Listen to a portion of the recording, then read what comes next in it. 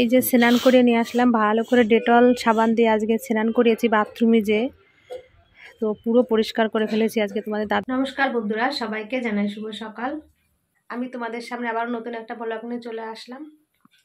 তো আজকে ঘুম থেকে উঠেছি, উঠে বাসি কাজকর্ম সেরে একদম ডিউটি সেরে আর একটু মাছ কিনে এনে বাড়িতে এসেছি। আর বাড়িতে এসে এখন রান্নাঘরে চলে আসলাম। রান্না করে আজকে একটু নিয়ে যাব হসপিটালে, কারণ তোমাদের দাদাভাই কালকে বলেছে যে একটু মাছের ঝোল করে নিয়ে আসতে বাড়ির থেকে, কারণ বাড়ির রান্না অনেকদিন খেতে পাচ্ছে না বলে, তাই আর কি বললো। তো ওই জন্য একটু মাছ কিনে নিয়ে তারপরেই বাড়িতে আসলাম। আজকে রান্না করছি আমি, কি তোমাদের একটু দেখাই। অনেক দিন তো ঠিক মতন রান্না করতে পারি না, তো আজকে একটু বিনস আর আলু ভাজা করব। আর কাঁচকলা কেটেছি, এই যে আলু দিয়ে কাঁচকলা দিয়ে তোমাদের দাদাভাইয়ের জন্য একটু মাছের ঝোল করে নিয়ে যাব। আর এখানে একটু এই যে মুসুরির ডাল বসিয়েছি, মুসুরির ডাল আর বিনস আলু ভাজা, ওটা আমি খাবো, আর তোমাদের দাদাভাইয়ের জন্য একটু মাছের ঝোল নিয়ে যাব আর কি। আর এখানে যে ভাত বসিয়েছি, কারণ হসপিটাল থেকে যে ভাতটা দিচ্ছে তোমাদের দাদাভাইকে, তো সে ভাতটা একটু শক্ত হচ্ছে, তো আমি ওই জন্য আর কি ভাতটা একদম নরম করে নিয়ে যাব। আর তোমাদের দাদাভাইকে যে ভাতটা দিচ্ছে হয়তো ওখান থেকে আমিও খেতে পারি, কি আমি এখান থেকেও খেতে পারি, বলতে পারছি না কি করব। তো বাজার থেকে আজকে আমি গুড়জালি মাছ কিনে নিয়ে আসছি, ওই গুড়জালি মাছটা দিয়ে কলা দিয়ে ঝোল রান্না করব, পাতলা করে ঝোল করব, ব্যাস এগুলোই করব। আর এখন আমি মানে তাড়াতাড়ি রান্নাটা সেরে নিই, তোমাদের সঙ্গে কথা এখন বলতে বেশি পারবো না, কারণ তাড়াতাড়ি রান্নাটা সেরে আমাকে আবার হসপিটালে যেতে হবে। আবার আমি গেলে মা বাড়িতে আসবে, কারণ কি মাও এসে তো গোপালকে অন্নভোগ দেবে, তো সেজন্য আমাকে তাড়াহুড়ো করে বাড়ি থেকে মানে মোটামুটি রান্নাটা করে নিয়ে বেরাতে হবে। তো তোমাদের সঙ্গে পরে কথা বলছি আমি। যখন মন থাকে ব্যস্ত তখনই সত্যি দেরি হয়ে যায়। তো আমি আজকে রান্না করতে করতে আমার গ্যাসটাও চলে গেছে, মানে সবে একটু ভাজাটা বসিয়েছি, ভাজাটা হয়ে গেছে, ভাত অর্ধেক হয়েছে, মাছটা সবে ভাজা বসিয়েছি, অমনি গ্যাসটা চলে গেছে আমার। মানে আমার দুটো সিলিন্ডারই পুরো ফাঁকা হয়ে পড়ে আছে। এই হসপিটাল করতে করতে মানে সংসারের দিকে একদম লক্ষ্য নেই। লক্ষ্য নেই বলতে আমি গ্যাসটা বুকিং করেছিলাম, কিন্তু গ্যাস আমাকে দিয়ে যায়নি। তারপর ফোন করব, ফোনও আর মানে করতে পারিনি। মানে এখন তো তোমাদের দাদাভাইয়ের দিকে মনটা থাকে, টেনশন থাকে, হসপিটালে কখন যাব, তোমাদের দাদাভাই কেমন আছে, তো সেই টেনশনটাই থাকে, ওই জন্য সংসারের দিকে কোনো হুঁশই বলতে গেলে এখন আর নেই। সিলিন্ডার বুকিং করেছি যে আমি ফোন করব, সেটাও আমার সত্যি ফোন করতে মনে ছিল না, এখন দুটো সিলিন্ডার পুরো ফাঁকা হয়ে আছে। তারপর কি করব, এখন অর্ধেক রান্না মানে হয়ে আছে। তারপর পাশের বাড়ির সুমার কাছে বললাম যে সিলিন্ডার আছে নাকি, ভর্তি সিলিন্ডার, বলছে না কাকি ভর্তি সিলিন্ডার নেই, তো তুমি এখান থেকে রান্না করে নিয়ে যাও, ও বলছে। তারপর কি করব, ও মানে খুবই জোর করছিল যে তুমি এখান থেকে রান্না করে নিয়ে যাবে এক্ষুনি, তুমি পরে সিলিন্ডার বুক করো। তো শেষে কি করব, ওর বাড়ির থেকে যে রান্না করে নিয়ে এখন এই যে আসলাম। আজকে কতটা দেরি হয়ে গেল, যে ভাবি যে তাড়াতাড়ি একটু হসপিটালে যাব, কিন্তু সত্যিই লেট হয়ে যায়। কি করব, কাজ করতে হবে, এদিকে সংসারের তো একটু টুকটাক কাজ থাকে, সেগুলো করতে করতে লেট হয়ে যাচ্ছে। তো যাই হোক, এখন আমি স্নানটা করব তাড়াতাড়ি, তারপর বেরাতে হবে। তোমার দাদাভাই মাত্র ফোন করেছে, ডাক্তার নাকি দেখে গেছে, তো আমাকে যেতে বলছে ওখানে। আমি এখন তাড়াতাড়ি আগে রেডি হয়ে নিই, তারপর তোমাদের সঙ্গে পরে আবার কথা বলছি। এই স্নান করলাম, খাওয়া দাওয়া করলাম, তো এখন এই যে রওনা দিয়েছি হসপিটালে। তো দেখতে দেখতে সত্যি আজকেও অনেকটা দেরি হয়ে যাচ্ছে, আমার এমনিতেই দেরি হয়ে যায় বেরাতে।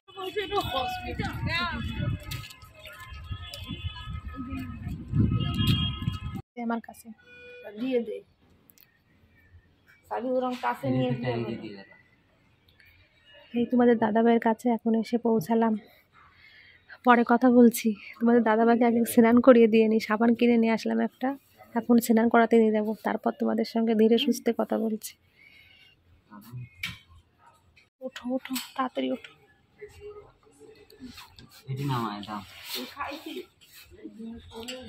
হ্যাঁ খেলাম। তোমার চুল টুলো কি অবস্থা, আর ভাল লাগে না।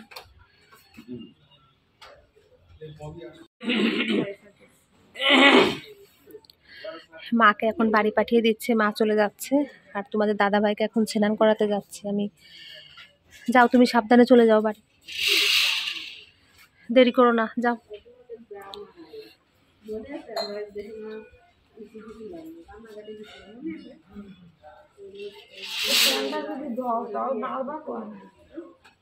এই যে স্নান করে নিয়ে আসলাম, ভালো করে ডেটল সাবান দিয়ে আজকে স্নান করিয়েছি বাথরুমে যে, তো পুরো পরিষ্কার করে ফেলেছি আজকে তোমাদের দাদা ভাইয়ের। আর এখান থেকে দেখো পায়ের চামড়াটা উঠছে কিভাবে, এই যে একটু হাত টাত নাড়াচ্ছিলাম, নাড়া।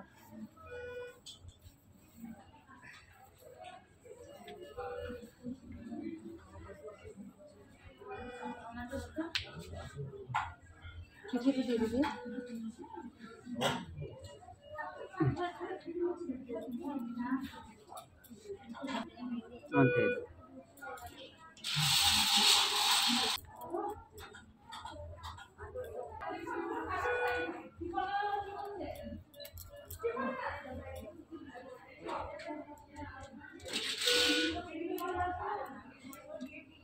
কাটকে দিলি ভালো।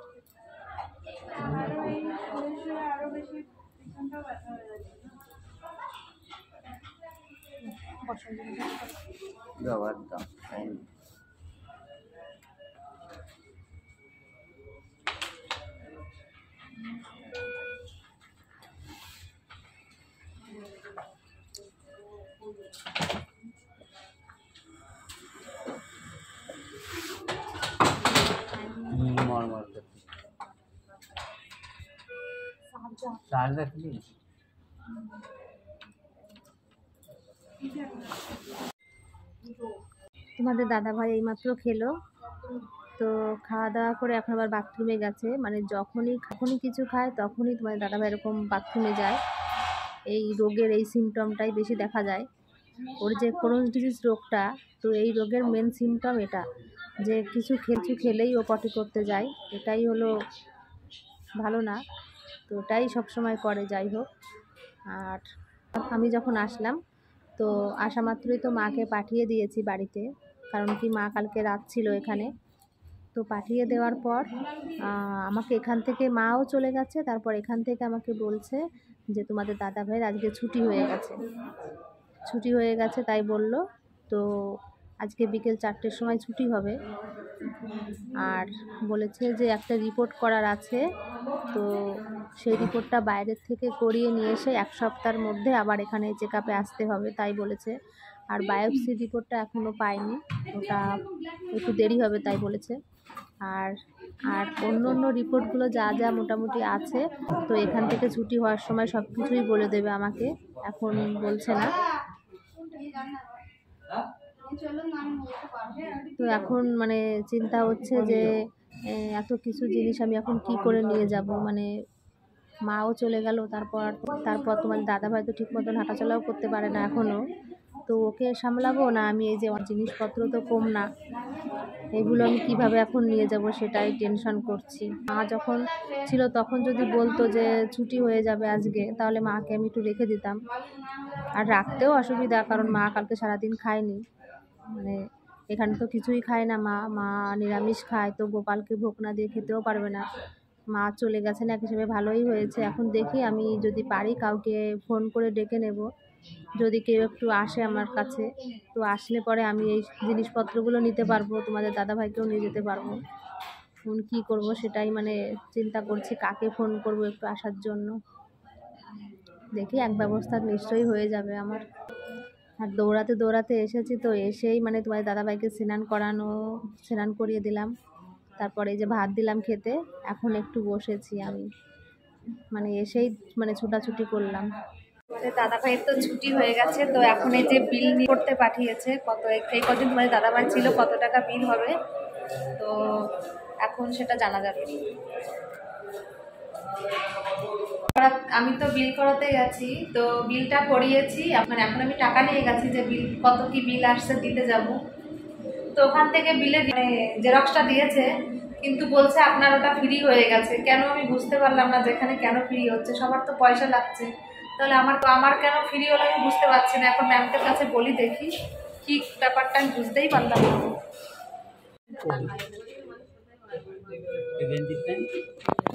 এই যে আমাদের সব কিছু রেডি হয়ে গেছে, মানে আমাদের ছুটি দিয়ে দিয়েছে, ছুটির কাগজও দিয়েছে ওই যে। আর এখানে বেশি জোরে কথা বলতে পারছি না কারণ পাশে ডাক্তার আছে। তো সমস্ত কিছু আমাদের গোছানো কমপ্লিট। তোমাদের দাদাভাই বসে আছে, শুধু জ্যাকেটটা একটু গায়ে দেবে।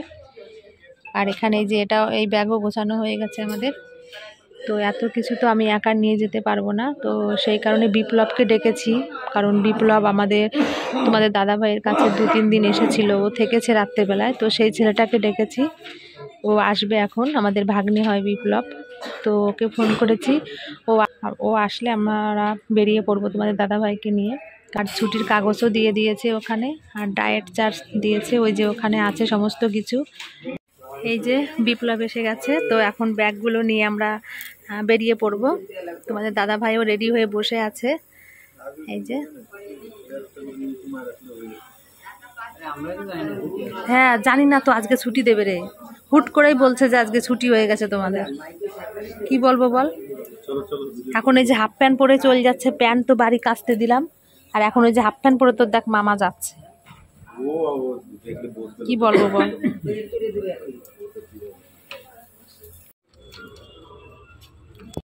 এখন এই যে ওষুধের জন্য এখানে লাইন দিয়েছি, তো অনেকটা লাইন আছে। তো বাড়িতে যেতে আজকে অনেকটা রাত হয়ে যাবে মনে হচ্ছে, বাইরেটা পুরো অন্ধকার হয়ে গেছে, কতটা অন্ধকার হয়ে গেছে। এই যে বাইরে কত রাত হবে যেতে যেতে জানি না বাড়িতে। যখন হসপিটালে আসি তোমাদের দাদাভাইকে এখানে টোটোয় করে আনা হয়েছিল, হাঁটতে পারছিল না। তো এখন দেখছি একটু হালকা হালকা হেঁটে হেঁটে যে যাচ্ছে। চলো আস্তে আস্তে চলো, আর কি করবা বলো। তবুও তো একটু হেঁটে যাচ্ছেই আমার অনেক, হাঁটতে তো একদমই পাচ্ছিল না। ওষুধ কিনতে কিনতে মানে কত যে দেরি হয়ে গেছে, তবুও ওষুধ কেনা এখনো হয়নি।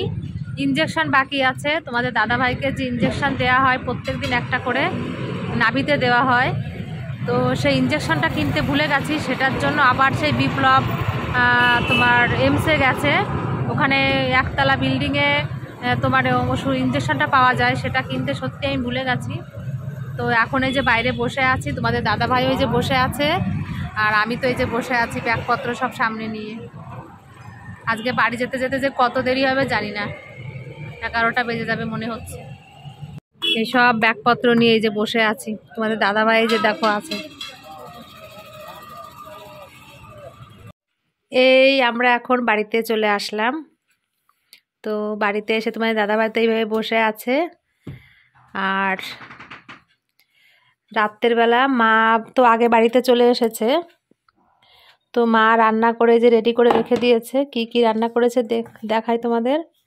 এই তোমাদের দাদাভাইয়ের জন্য ডালিয়া করে রেখেছে, কিন্তু ডালিয়াটা একটু শুকনো হয়ে গেছে, আর একটু পাতলা হলে ভালো হতো। যাই হোক মা করেছে অনেক, এইটুক খেতে পাচ্ছি তাই আমার অনেক। আর না হলে এখন তো তোমাদের দাদাভাইয়ের জন্য রান্না করে দিতে হতো আর কি। আর এখানে আমার জন্য এই যে ভাত করেছে, আর কি আলু দিয়ে মটরশুঁটি দিয়ে মনে হয় তরকারি রান্না করেছে। তো মা বাড়িতে এসে গোপালকে অন্নভোগ দিয়েছে, আর এগুলো সব রেডি করে রেখেছে, না হলে আবার আমাকে রান্নাটা করতে হতো। আর তো এই বাড়িতে আসলাম, মানে আজ কতটা দিন ধরে শুধু হসপিটাল হসপিটাল করছি, মানে এই মাসটাও ধরতে গেলেই পুরো মানে হসপিটালেই কাটালাম। তোমার উড়িষ্যাতে গেছিলাম, সেখানেও তো প্রায় 10-12 দিন কাটিয়ে আসলাম। আসার পরে একদিন বাড়িতে কোনো রকম থেকেছি, তারপর আবার কল্যাণী এমসে এই ভর্তি থাকলো। তো কল্যাণী এমসে প্রায় বলতে গেলে 12-13 দিন, বেশি মানে 13 দিন 14 দিন মতন ভর্তি ছিল ওখানে। তো এতদিন তো এই দৌড়াদৌড়ি খুব পরিমাণে করলাম। এখন তোমাদের দাদাভাই যেখানে এই কল্যাণীতে ট্রিটমেন্ট হচ্ছে, তো এখানেই ট্রিটমেন্টটা করব। আর আজকে তোমার ওষুধ দিয়েছে, সব কিনে নিয়ে আসলাম। আর একটা ওষুধ কিনতে বাকি আছে, ওটা কিনতে পারিনি, ওটা এখান থেকে কিনতে হবে। আর ডাক্তার বলেছে যে 17 তারিখ মানে 1 সপ্তাহ পরে আবার যে চেক আপ করাতে হবে, তাই বলছে, মানে আউটডোরে দেখাতে হবে।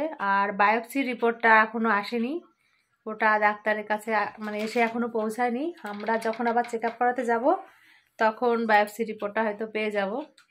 আর ওষুধ তো সব দিয়েছে, বলছে ওষুধ কিন্তু খাওয়া একদম বন্ধ করবে না, ওষুধ একভাবে খেতে হবে। আর ডায়েট চার্টও দিয়েছে, সব কিছুই মেনটেন করে চলতে হবে, তাই বলল।